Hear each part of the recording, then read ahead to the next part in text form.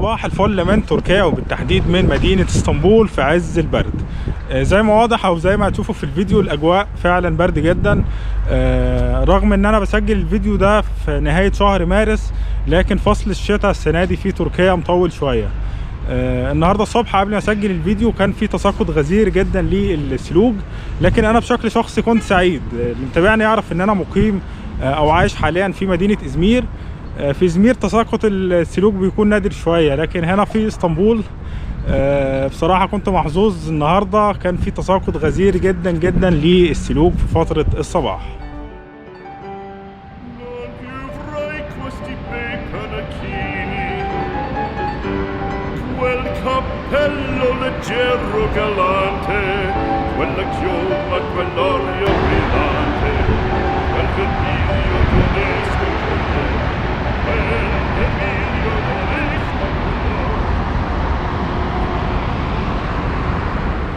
عامة النهارده حابب انقل لكم الاجواء الحاليه الموجوده هنا في اسطنبول، واشارك معاكم اخر التطورات والاخبار اللي تخص اي حد بيخطط انه يزور تركيا خلال الايام القادمه، خاصه ان في قرارات جديده تم الاعلان عنها. القرار او النقطه الاولى والاهم هي ان مطلوب حاليا تسجيل حاجه اسمها استماره دخول لتركيا. استماره بيتم ملئها عن طريق الانترنت. لازم يتم الانتهاء من تسجيل الاستماره دي قبل موعد رحلتك لتركيا ب 72 ساعه، يعني 3 ايام. ان شاء الله هسيب لكم في الوصف الموجود تحت الفيديو الرابط اللي من خلاله تقدر تملأ او تسجل الاستماره. النقطة الثانية المتعلقة بفحص الPCR أو الكورونا. حاليا في جميع المطارات التركية لازم يكون معاك نتيجة فحص كورونا، نتيجته طبعا سلبية، ويكون فحص جديد يعني لم يمر عليه أكتر من 72 ساعة. بالنسبة لحظر التجوال، حاليا في اسطنبول بيتم تطبيق حظر التجوال فقط خلال يوم الأحد من كل أسبوع. خلال باقي أيام الأسبوع يعني الحياة تعتبر شبه طبيعية. بيكون فقط في حظر تجوال على المقيمين داخل اسطنبول، لكن بعد الساعة 9 مساء. في كل الأحوال المواعيد الخاصة بحظر التجوال سواء في اسطنبول أو في أي مدينة أخرى لا تنطبق على أي شخص متواجد داخل تركيا بغرض السياحة. حاليا هبدأ جولتي معاكم النهاردة في شوارع مدينة اسطنبول.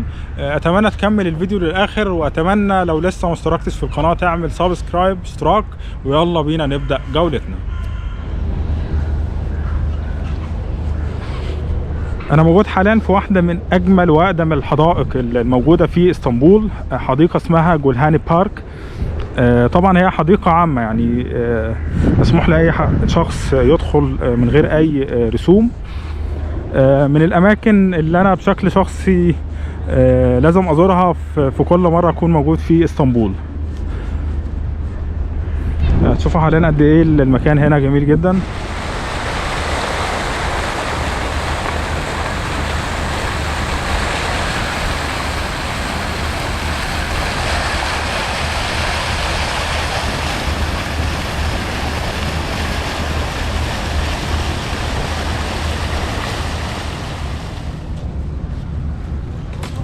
حاليا انا هخرج من البارك هنا.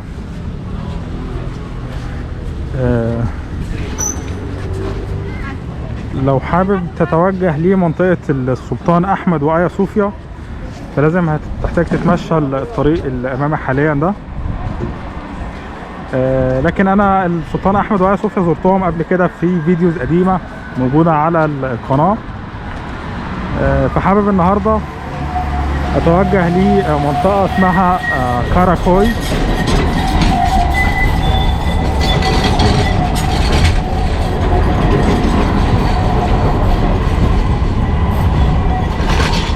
طبعا في اسطنبول ممكن بكل سهولة تستخدم المواصلات العامة سواء المترو، الترام او الباصات، لكن انا بشكل شخصي يعني بحب اتمشى هنا في شوارع اسطنبول. فحاليا هتمشى من المنطقة اللي انا موجود حاليا فيها اللي هي منطقة إيمينونو، وهتوجه لمنطقة كاراكوي.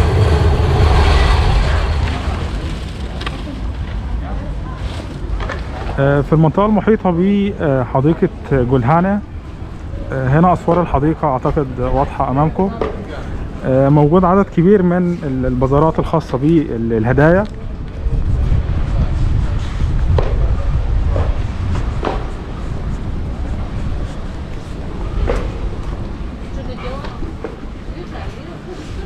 طبعا زي ما قلت لكم النهارده الجو في اسطنبول في امطار وتساقط للثلوج، فهتلاقوا الشوارع يعني هاديه نسبيا، لكن في الايام الحاليه حركه السياحه يعتبر شبه طبيعيه. المنطقه اللي انا موجود حاليا فيها هنا في اسطنبول منطقه اسمها إيمينونو، تعتبر موجوده في مركز مدينه اسطنبول، منطقه حيويه جدا. بشكل شخصي بنصح اي حد بيزور اسطنبول لاول مره ممكن بالنسبه للفنادق والاقامه يبحث عن فنادق في نفس المنطقه، لانها قريبه من اغلب الاماكن السياحيه اللي ممكن تزورها في اسطنبول. يعني موجود هنا السلطان احمد، ايا صوفيا، حتى استقلال او ميدان تقسيم قريب جدا من المنطقه. وهتلاقي متوفر كمان عدد كبير من الفنادق. يعني امامي حاليا احد الفنادق اسمه اولد سيتي هوتيل. يعني هتلاقي دايما موجود في الشوارع الجانبية هنا عدد كبير من الفنادق بمختلف المستويات طبعا. عامة زي ما قلت لكم انا حاليا متوجه لمنطقة كاراكوي، من الاماكن اللي بحب ازورها دايما في اسطنبول. فيلا بينا نكمل جولتنا في شوارع اسطنبول. طبعا اللي متابع اخبار تركيا يعرف ان سعر الدولار بيتغير بشكل مستمر خلال الايام الحاليه. فامام حاليا الدولار ب 7.96، لكن هو بشكل عام بيتراوح بين 7.5 و 8 ليره الدولار الواحد.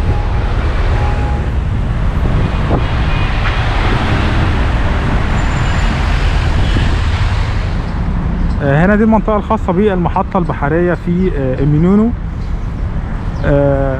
من هنا بتقدر تتوجه تقريبا لأغلب الأماكن الموجودة في اسطنبول عن طريق طبعا العبارة الفيري. يعني من هنا ممكن تتوجه إلى منطقة بشكتاش.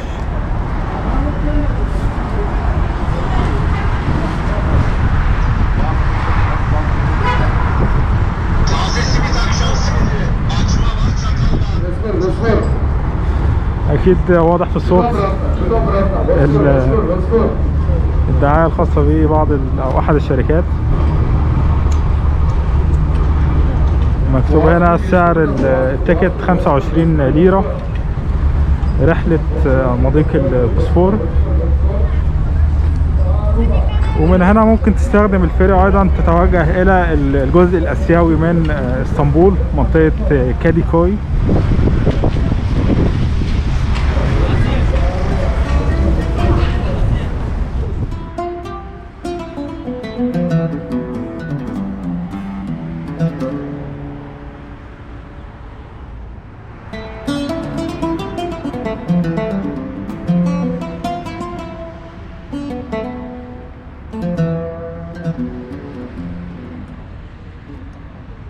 انا موجود حاليا على كوبري جلاطة، واحد من اشهر الاماكن الموجوده هنا في اسطنبول.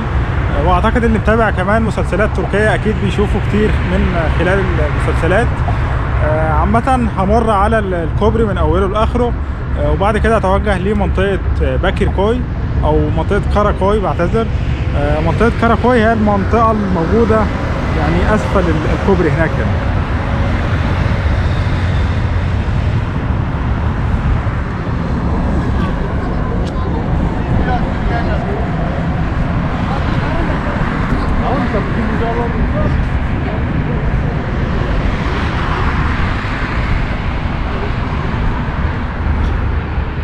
واضح هنا السمك او الرزق واسع زي ما بيقولوا.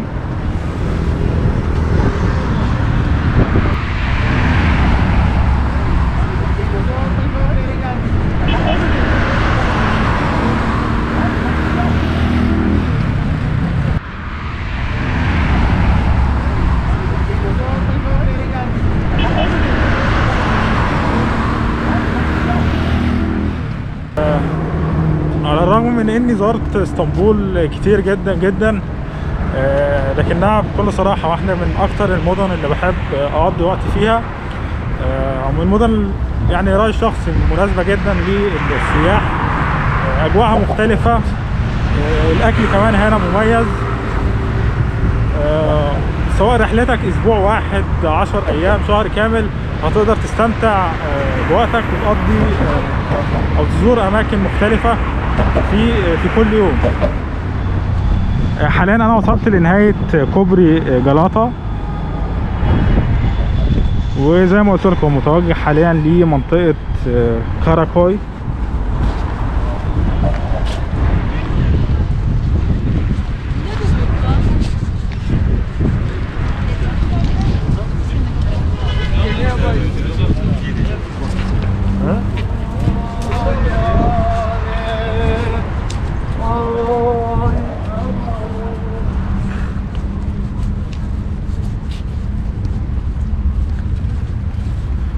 مش حابب اتكلم كتير وانا ماشي، حابب تعيشوا معايا الاجواء الواقعيه لاسطنبول.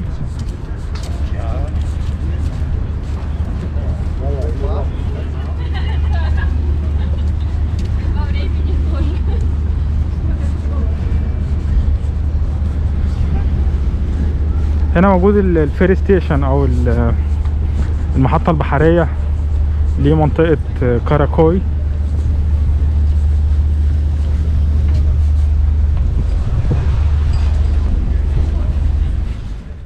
أنا حاليا موجود في قلب منطقة كاراكوي، واحدة طبعا من أقدم المناطق الموجودة داخل اسطنبول. منطقة مشهورة بالمباني التاريخية العريقة الموجودة هنا في شوارع المنطقة. أنا بصراحة بدأت أجوع شوية، ففي هنا مطعم مخصص فقط للشوربة، هقول لكم عليه او هروحه حالا، فيلا بينا.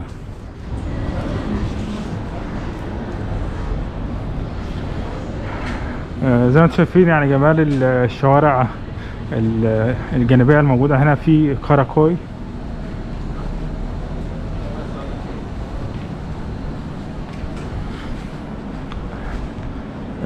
اي حد بيحب التصوير بيستخدم انستجرام بشكل مستمر هيقدر يتصور هنا صور جميلة جدا.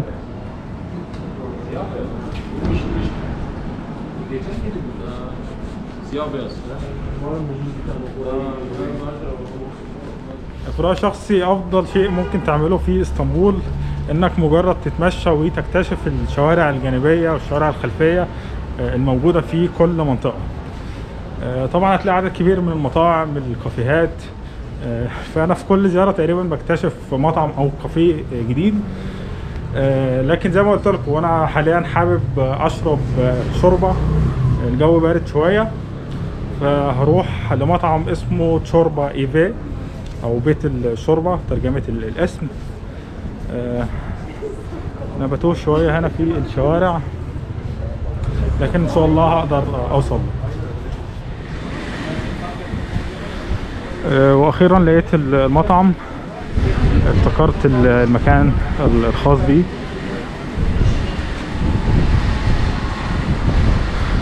ان شاء الله هسيب لكم اللوكيشنز او المواقع خاصة بجميع الاماكن في الوصف تحت الفيديو، بحيث لو حد حابب يزور نفس الاماكن اللي انا هزورها هنا او زرتها في خلال الفيديو.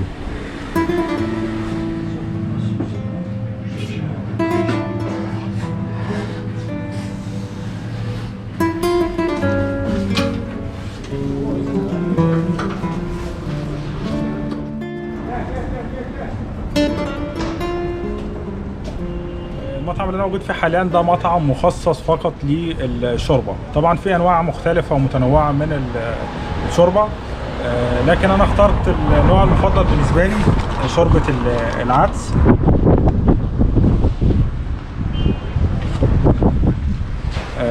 فمن الاماكن اللي انا بصراحه في فصل الشتاء بالتحديد بحاول ازورها دايما هنا في كاراكوي.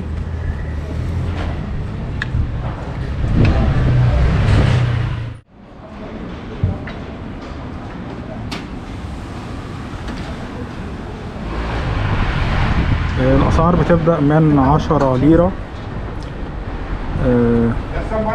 على حسب نوع الشوربه، يعني اغلى واحده فيهم ب 18 ليره تقريبا. بصراحه الشوربه كان طعمها روعه، وزي ما قلت لكم يعني مع البرد اللي احنا فيه حاليا، فالجو كان فعلا محتاج حاجه سخنه او شوربه. حاليا هكمل جولتي في شوارع اسطنبول.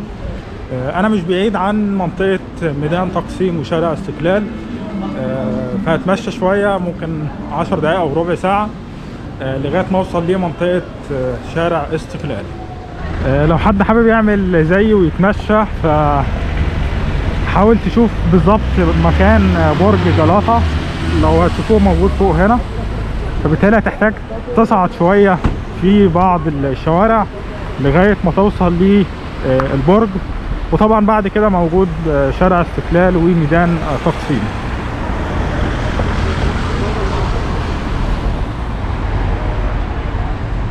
ومن هنا هبدأ رحلة الصعود وصولا إلى برج جلاطة.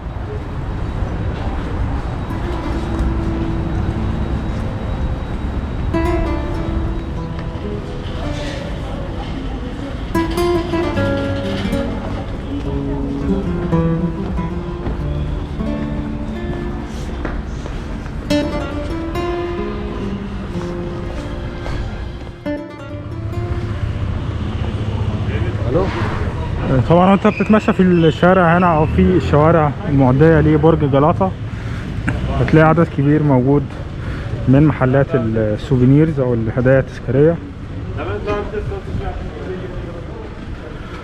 هنا موجود الماجنت،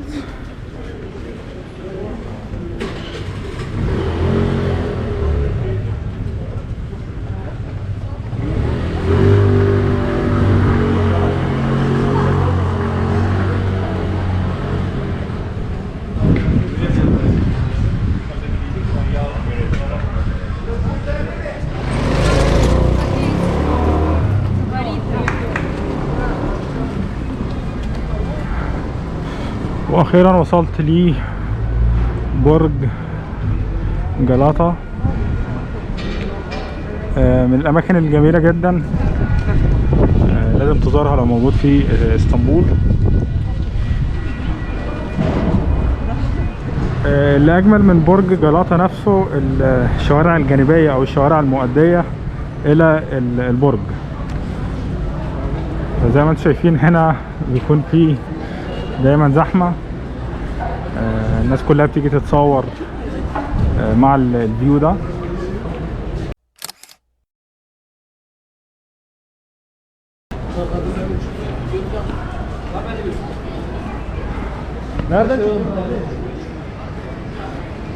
فلو انتم من محبي التصوير والصور، المكان هنا يكون مناسب جدا. عامة انا زرت المكان هنا كتير، فموجود كمان في احد الفيديوهات السابقة على القناة. فهكمل جولتي لشارع استقلال وميدان تقسيم. واخيرا انا موجود حاليا في شارع استقلال. اللي زار اسطنبول قبل كده يعرف ان الشارع هنا بيكون زحمة تقريبا خلال ال 24 ساعة. بصراحة عندي فضول اعرف لو اشوف الاجواء الحالية عاملة ازاي. النهاردة الجو برد شوية، لكن ده ما منعش الناس ان هي تخرج النهاردة. بشكل شخصي مش بحس ان انا زرت او جيت اسطنبول غير لما اجي المكان هنا شارع استقلال ومنطقة ميدان تقسيم.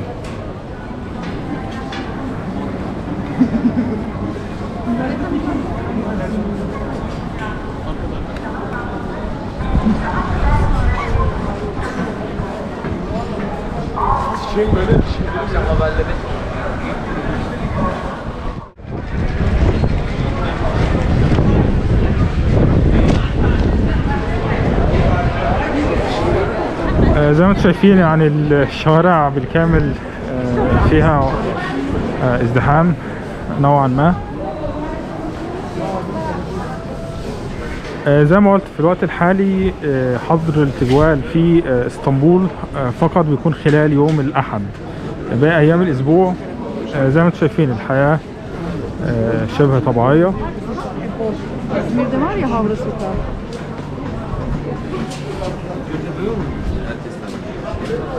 Onu hiç hatırlamıyorum. Yukarıya doğru emniyet müdürü olarak. للاسف ما اعرفش قوي عن انواع الاسماك. Bakanlığa gidiyor. Здравствуйте. Хотите свежая рыба готова? Рассматривайте, пожалуйста. На морковь мини-салон. Садись поеду, грильная, жареный. Свежая рыба, вкусно.